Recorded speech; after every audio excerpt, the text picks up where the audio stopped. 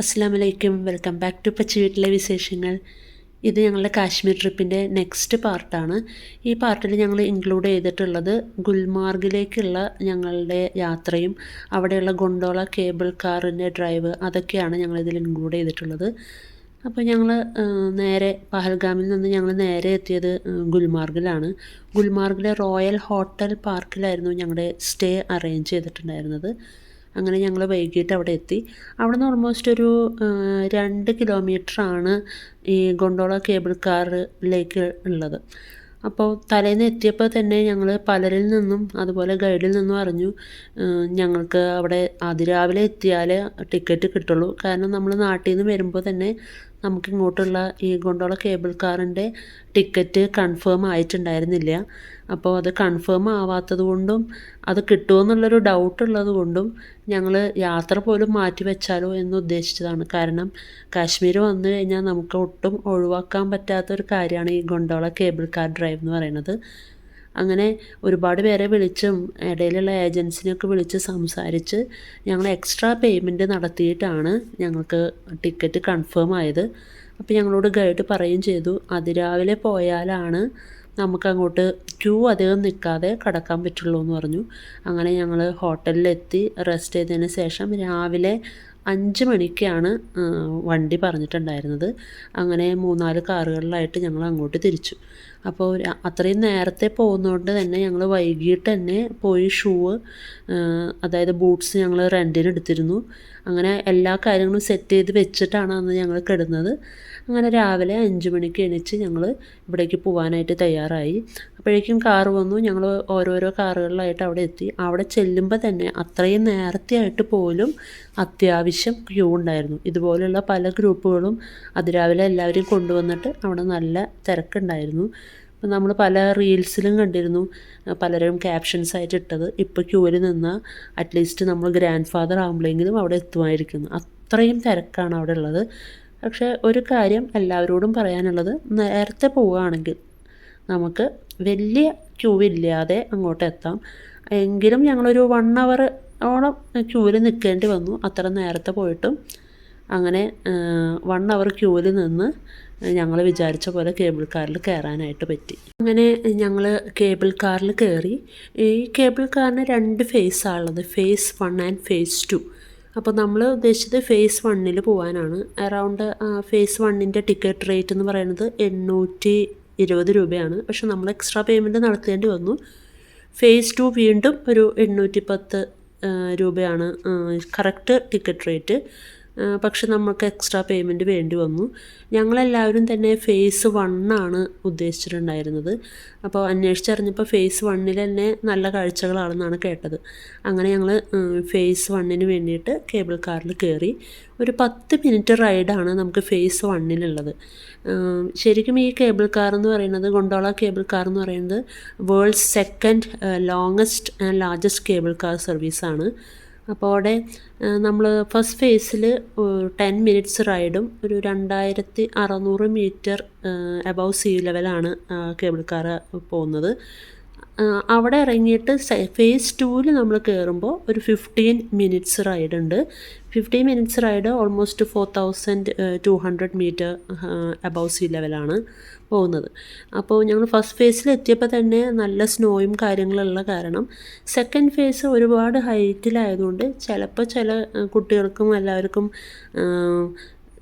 ശ്വാസത്തിൻ്റെ ബുദ്ധിമുട്ടുകളുണ്ടാവും എന്ന് പറഞ്ഞതുകൊണ്ടും പിന്നെ അവിടെ പോയാൽ അധികം ഒന്നും ഇതല്ലാതെ കാണാനില്ല എന്ന് ഗൈഡ് പറഞ്ഞതുകൊണ്ട് മാത്രം ഞങ്ങൾ കുറച്ച് പേര് പോയില്ല. കുറച്ച് പേര് ഞങ്ങളുടെ ഗ്രൂപ്പിലുള്ളവർ മാത്രം സെക്കൻഡ് ഫേസിൽ യാത്ര ചെയ്തു.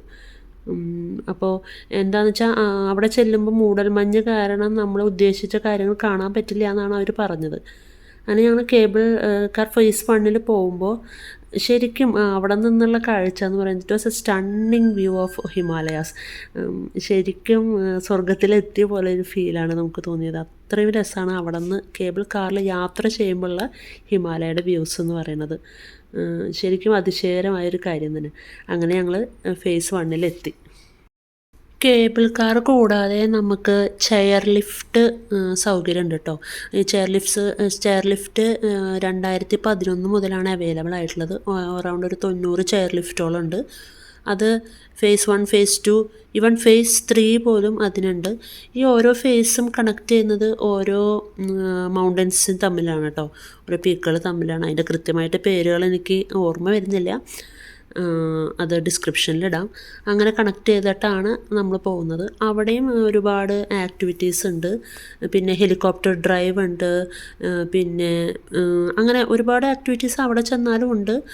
അതിനൊക്കെ നേരത്തെ ബുക്ക് ചെയ്യണം. അതിനൊക്കെ എക്സ്ട്രാ പേയ്മെൻറ്റ്സ് ഉണ്ട്.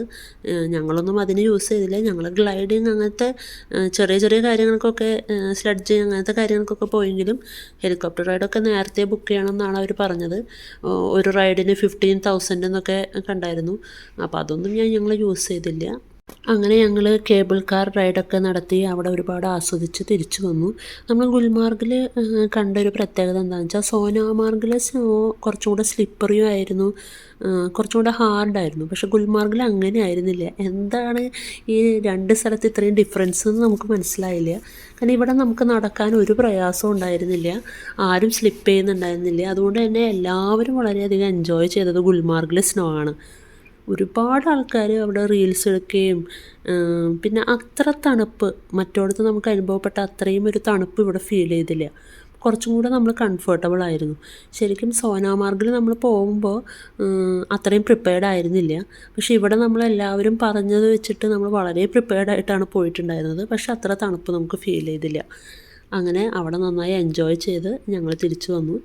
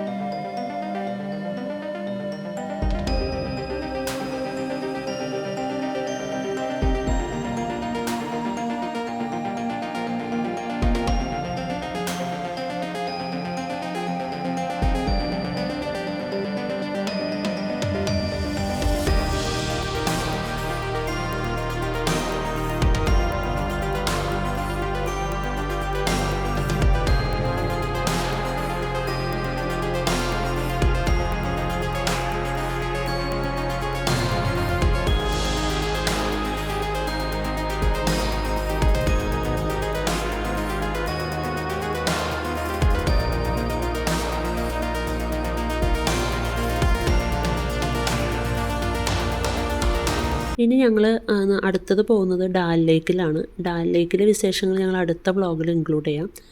പോകുന്ന വഴി ഇനി ഞങ്ങൾക്കുള്ള ഒരേ ഒരു ഉദ്ദേശം എന്ന് പറയുന്നത് കാശ്മീരിൻ്റെ സ്വന്തം സ്വത്തായ വാൾനട്ട് ഫഡ്ജ് വാങ്ങുക എന്നുള്ളതാണ്. അവിടുത്തെ സിഗ്നേച്ചർ ഐറ്റമാണ് വാൾനട്ട് ഫഡ്ജ്. അത് അവൈലബിൾ ആയിട്ടുള്ള ഷോപ്പിൻ്റെ പേരാണ് മൂൺലൈറ്റ്. ഇവർക്ക് ശ്രീനഗറിൽ തന്നെ 2 ബ്രാഞ്ചും പിന്നെ ഒരെണ്ണം കൂടിയാണ് കാശ്മീരിൽ തന്നെ ഉള്ളത്. ഇതൊരു 126 വർഷമായിട്ടുള്ള കടയാണ്. എങ്ങനെയാണോ ഈ ഷോപ്പ് 126 വർഷം മുന്നേ ഉണ്ടായിരുന്നത് അതുപോലെ തന്നെയാണ് ഇപ്പോഴും ആ ഷോപ്പ് ഉള്ളത്. അത്രയും ചെറിയൊരു സ്പേസിലാണ് ഇതുള്ളത്. പക്ഷെ അവിടുത്തെ തിരക്ക് കണ്ടു കഴിഞ്ഞാൽ നമ്മൾ ഞെട്ടിപ്പോവും. ഇപ്പോൾ നടത്തുന്ന ആളുടെ ഗ്രാൻഡ് ഫാദർ ആയിട്ടാണ് ഇത് സ്റ്റാർട്ട് ചെയ്തത്. ശരിക്കും ഈ വാൾനട്ട് ഫഡ്ജിലെ മിക്സ്ചർ എന്ന് പറയുന്നത് 90% വാൾനട്ടും ബാക്കി ഹണിയും ഡേറ്റ്സാണ് അവർ ഇൻക്ലൂഡ് ചെയ്തിട്ടുള്ളത്. പക്ഷേ അതിൻ്റെ റെസിപ്പി ഇപ്പോഴും അവർ റിവീൽ ചെയ്തിട്ടില്ല. ഒരാൾക്ക് പോലും ഔട്ട്സൈഡ് ദെയർ ഫാമിലി ഒരാൾക്ക് പോലും ഇതിൻ്റെ റെസിപ്പി അറിയില്ല. അവർ തലമുറകളായിട്ട് അത് കൈമാറി വരുന്നുകൊണ്ടിരിക്കുകയാണ്. അതുകൊണ്ട് തന്നെ ആ ഷോപ്പിൽ അവരല്ലാതെ വേറെ ആരെയും അവർ നിർത്തിയിട്ടില്ല. ഒരു 1 kg വാൾനട്ട് ഫഡ്ജിന് 1100 റുപ്പീസാണ്. ഒരു കുഞ്ഞ് പീസിനാണെങ്കിൽ 80 റുപ്പീസാണ്. അപ്പോൾ നമ്മളെല്ലാവരും അവിടെ ഇറങ്ങിയത് പർച്ചേസ് ചെയ്തു. കാരണം നമ്മൾ മുന്നേ കണ്ടിട്ടുള്ള വ്ളോഗുകളിലൊക്കെ എല്ലാവരും തന്നെ വാൾനട്ട് ഫഡ്ജിനെ കുറിച്ച് പറഞ്ഞത് കേട്ടിട്ട് ഞങ്ങൾ മസ്റ്റായിട്ടും വാങ്ങണമെന്ന് വിചാരിച്ചൊരു സംഭവമാണ്. അപ്പോൾ നമ്മളവിടെ ചെല്ലുമ്പോൾ അവർ അത് ടേസ്റ്റ് ചെയ്യാൻ തന്നിരുന്നു. ആ ടേസ്റ്റിലാണ് ഞങ്ങൾ വീണുപോയി. അത്രയും ടേസ്റ്റാണ്. അങ്ങനെ ഞങ്ങളത് വാങ്ങിച്ചു. പിന്നെ അവിടെയുള്ള ഒരു ഐറ്റം എന്ന് പറയുന്നത് ജിഞ്ചർ ബിസ്ക്കറ്റ്സ് ആണ്. അത് ഞങ്ങളങ്ങനെ ട്രൈ ചെയ്തില്ല. ഞങ്ങളുടെ ഉദ്ദേശം ഈ വാൾനട്ട് ഫഡ്ജ് തന്നെ ആയിരുന്നു. അപ്പോൾ ഒരു 7-8 ദിവസത്തേക്ക് അത് കേടാകാതെ നമ്മൾ ഈവൻ ഫ്രീസ് ചെയ്തില്ലെങ്കിൽ പോലും കേടാകാതെ ഇരിക്കുമെന്ന് പറഞ്ഞതുകൊണ്ടാണ് നമ്മൾ പിന്നെ അന്ന് തന്നെ വാങ്ങിച്ചു വെച്ചത്. അങ്ങനെ ഞങ്ങൾ വാൾനട്ട് ഫഡ്ജൊക്കെ വാങ്ങിച്ച് അത് ടേസ്റ്റ് ചെയ്ത് പതുക്കെ ഞങ്ങൾ ഡാൽ ലേക്കിലേക്കുള്ള യാത്ര തിരിച്ചു. ആ ഡാൽ ലേക്കിലുള്ള വിശേഷങ്ങൾ ഞങ്ങൾ അടുത്ത വ്ളോഗിൽ ഇൻക്ലൂഡ് ചെയ്യാം. Thank you.